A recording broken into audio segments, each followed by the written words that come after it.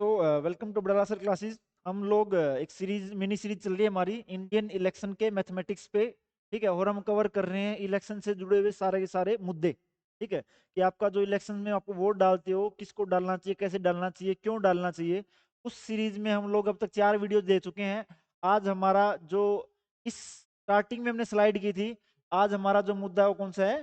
Criminalisation का। अपराधीकरण हो रहा है जी राजनीति का।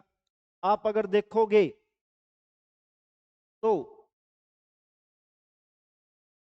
बहुत सारे डेटाज रिपोर्ट ऐसी आती हैं जहां पे क्रिमिनल्स की एंट्री हो रही है आपकी पॉलिटिक्स में। अब उसमें सबसे पहले एक रिपोर्ट है, एक संस्था है एडीआर, वो एक रिपोर्ट निकालती है। वो बताती है कि धीरे धीरे अब ये ग्राफ क्या बोल रहा है कि 2009 में 30% ऐसे लेजिस्लेचर थे, आपके जो नेता थे, जिन पे सीरियस क्रिमिनल केस थे। 2014 में ये नंबर बढ़ के 34% हो गया, और जो 2019 की लोकसभा है वहां पे कितना हो गया? 43% हो गया। और इसमें से ऐसे नहीं है कि यहाँ पे सिर्फ इनमें ऐसे केस सीरियस वाले कौन से हैं? रेप के, मर्डर के, किडनैपिंग के, क्राइम अगेंस्ट वुमेन के केसेस चल रहे हैं इनके ऊपर कोर्ट वगैरह में। तो ऐसे लोग आपके क्या हो रहे हैं, पार्लियामेंट के अंदर एंट्री कर रहे हैं। तो कितना गलत है और कितना ठीक है, ठीक है, इसके बारे में हमारी वीडियो है ये वाली। अब एक चीज है जहां पे सारी की सारी पॉलिटिकल पार्टी कॉम्प्रोमाइज नहीं कर रही, वो आपका यही वाली चीज है, इनको टिकट देने में। ठीक है, अगर हम एनालाइज करें जो आपकी अरविंद केजरीवाल जी की पार्टी है, वहां पे भी 32 कैंडिडेट्स को टिकट दी गई जिनके अगेंस्ट क्रिमिनल केसेस थे। कांग्रेस ने 31 कैंडिडेट्स को दी, ऐसे ही बीजेपी ने, ऐसे ही आपकी जो अदर पार्टीज हैं। तो क्रिमिनल्स को टिकट मिल रही है। अगर टिकट मिल रही है तो कितना गलत है, कितना सही है। और अगर ये क्रिमिनल इलेक्शन जीत के आ रहे हैं तो पार्टियों की कमी है या जो वोट डाल रहे हैं उनकी कमी है। ठीक है, इस चीज पे ये वीडियो है। अब सबसे पहला क्वेश्चन यहाँ पे यही बनता है कि क्रिमिनल्स पॉलिटिक्स में एंटर क्यों कर रहे हैं और कैसे कर रहे हैं। ठीक है, क्यों के जवाब में सबसे पहले इसने एक ग्राफ बनाया। इसने यहाँ पे रखा पॉलिटिशियंस को, यहाँ पे रखा क्रिमिनल्स को। क्रिमिनल क्या करते थे पहले? मनी और मसल पावर। आपने पुरानी मूवीज में देखा होगा।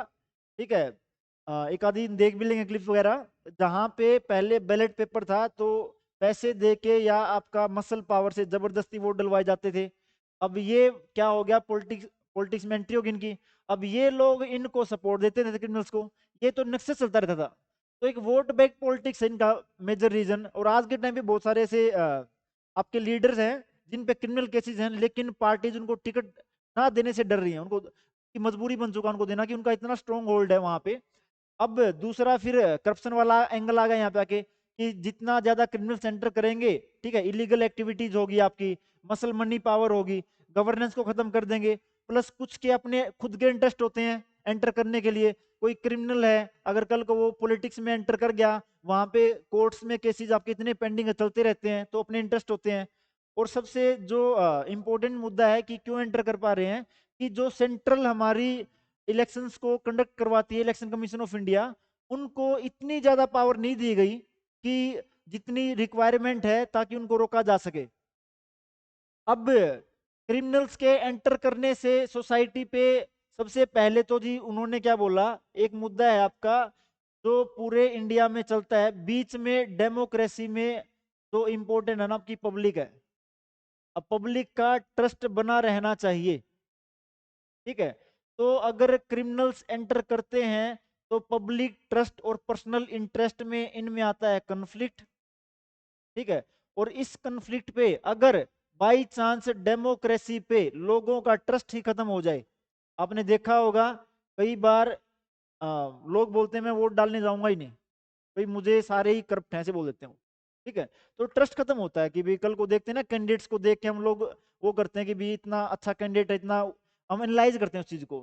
तो दूसरा इसने बोला कि सोशल डिसहार्मनी इनके आने से।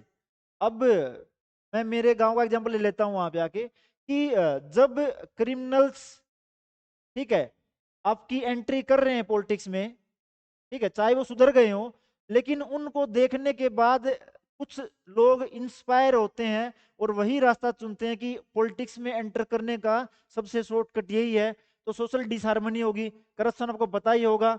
ठीक है, फिर आपका अगर वो करप्शन करेंगे तो घोटाले करेंगे बड़े बड़े।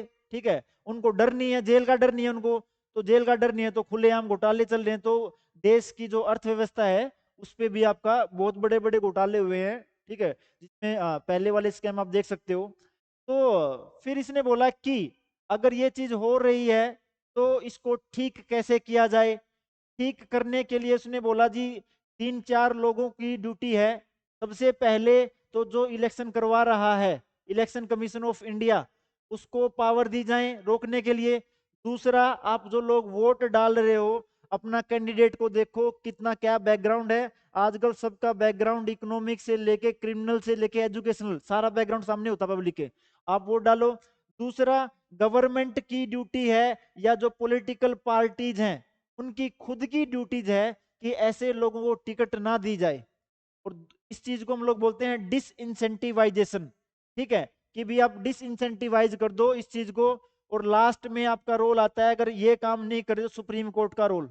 जैसे सुप्रीम कोर्ट ने एक फेमस केस था, लिली थॉमस केस, उसमें सुप्रीम कोर्ट ने क्या बोला, 2 साल से ज्यादा अगर किसी को सजा हो गई तो 2 साल प्लस, ठीक है, जितने साल की सजा हुई है और प्लस में 6 साल जोड़ दो, तब तक वो आपका इलेक्शन नहीं लड़ सकता। तो इन सब की जिम्मेवारी आएगी अगर आपको चाहते हो कि आपके क्लीन कैंडिडेट पार्लियामेंट तक आपके जाएं और ताकि देश आपका आगे बढ़ते रहे। अगर आपको ये सीरीज पसंद आ रही है तो आप इसको लाइक शेयर सब्सक्राइब कर सकते हो। Thank you.